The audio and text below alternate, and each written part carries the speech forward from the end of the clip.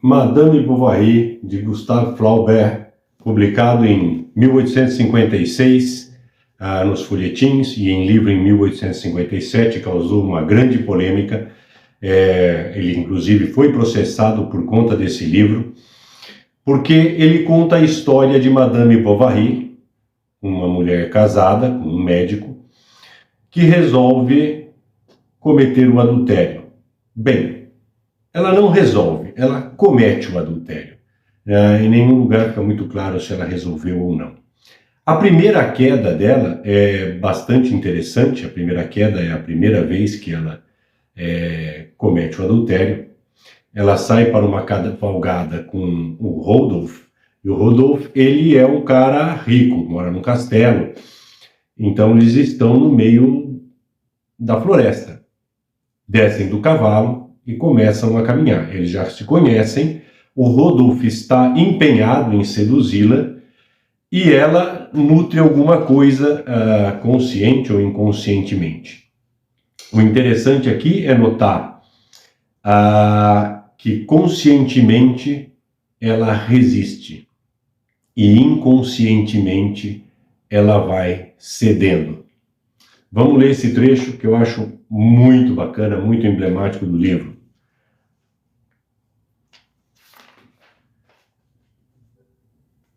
Rodolphe amarrou os cavalos. Ela ia na frente, sobre o musgo entre os carris. Porém, seu vestido, longo demais, a embaraçava, embora ela o levantasse pela cauda, e Rodolphe, caminhando atrás dela, contemplava entre aquela fazenda negra e a botina negra a delicadeza de sua meia branca, que lhe parecia algo de sua nudez. Olha só, que ele está empenhado. Ela, não, mas ela...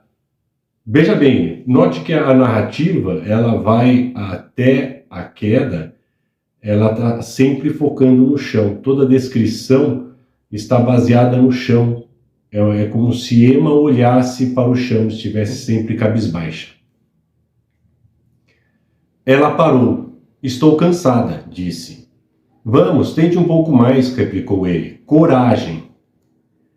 Depois, 100 passos adiante, ela se deteve novamente, e através de seu véu, que de seu chapéu masculino descia obliquamente até as ancas, distinguia-se seu rosto numa transparência azulada, como se tivesse nadado sob ondas azuis.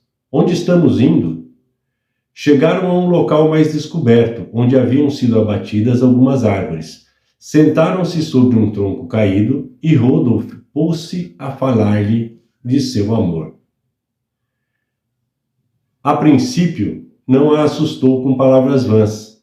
Foi calmo, sério, melancólico. Emma escutava-o de cabeça baixa, revolvendo com o bico do sapato alguns cavacos que se encontravam no chão. Porém, a esta frase, será que nossos destinos agora não são comuns? Ah, não, respondeu ela. O senhor sabe perfeitamente, é impossível. Olha aqui, ela resistindo conscientemente. Levantou-se para ir embora. Ele agarrou-a pelo pulso. Ela se deteve. Depois, tendo-o observado por alguns minutos com um olhar amoroso e úmido, disse com vivacidade: Ah, veja, não falemos mais nisso. Onde estão os cavalos? Voltemos. Ele fez um gesto de cólera e de aborrecimento. Ela repetiu: Onde estão os cavalos? Onde estão os cavalos? Então, sorrindo, um sorriso estranho e com a pupila fixa, com os dentes cerrados, ele avançou abrindo os braços. Ela recuou tremendo, balbuciava: Oh, o senhor me mete medo. O senhor me machuca. Vamos embora. Resistindo conscientemente, né? Já que é preciso, replicou ele, mudando de fisionomia. Ele dá um passo atrás, né? E voltou logo a ser respeitoso, carinhoso, tímido. Ela lhe deu o braço. Voltaram. Ele dizia, ela lhe deu o braço. Então aí é ela cedendo inconscientemente. Que foi que sentiu? Por quê? Não compreendi. A senhora se enganou, sem dúvida. Sua pessoa está em minha alma como uma Madonna sobre um pedestal, num lugar elevado, sólida, imaculada. Mas preciso da senhora para viver. Preciso de seus olhos, de sua voz, de seu pensamento. Seja minha amiga, minha irmã, meu anjo. O cara jogou baixo, né? Bem baixo. E alongava o braço, rodeando-lhe a cintura. Ela procurava libertar-se suavemente. Então ela não queria se libertar. Inconscientemente, ela não queria se libertar. Ele a sustinha assim ao caminhar. Oh, mais uma vez, disse Rodolfo, não partamos, fique. Arrastou-a para mais longe, ao redor de um pequeno lago, onde algumas lentilhas d'água criavam uma espécie de verdura sobre as ondas. Alguns nenúfares murchos mantinham-se imóveis entre os juncos. Ao ruído de seus passos na relva, algumas rãs saltavam para esconder-se. Olha que legal! Ele coloca uma descrição que tem a ver com a cena, olhando para o chão. E as rãs estão indo se esconder, como se elas já premeditassem o que estava para acontecer ali. Faço mal, dizia ela. Sou louca em ouvi-lo. Por que, Emma? Oh, Rodolfo, disse lentamente a jovem, inclinando-se sobre seu ombro. A fazenda de seu vestido agarrava-se ao veludo da casaca. Ela inclinou para trás seu pescoço branco, que um suspiro vinha inchar, e desfalecendo em prantos, com um longo fremido e escondendo o rosto, ela se abandonou. Essa frase eu acho fantástica. Ela se abandonou, que é a frase que diz que ela cometeu o adultério. E eu acho muito interessante porque na escolha dessa palavra, né? Não há outra. A gente procura, eu fico imaginando o que mais que podia ser, né? Ela se entregou, ela decidiu, ela beijou. Não, ela se abandonou.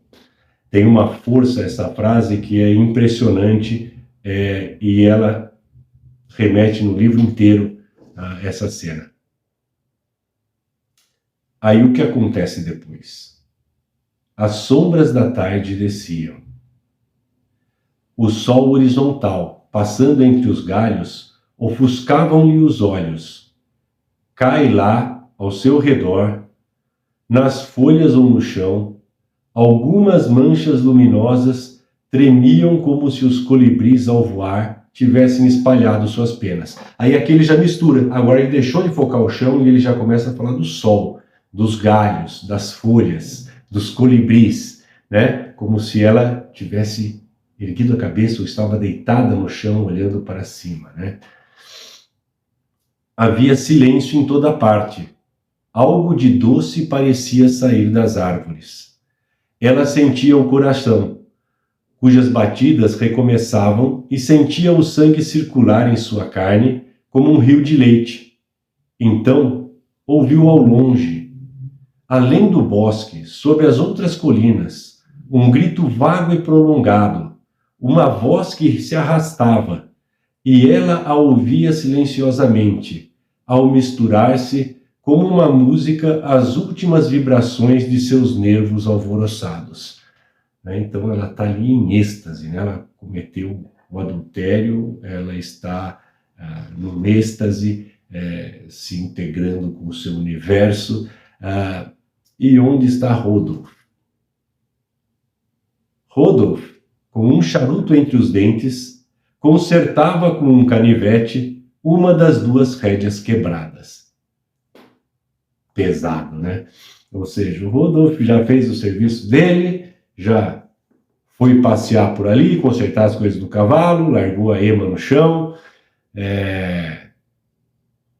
Interessante, não? Veja bem como toda essa cena, toda ela é construída e mesclada de diálogos, de descrições, os atos dela. Em nenhum momento ela decide com palavras ou com pensamento o que ela vai fazer.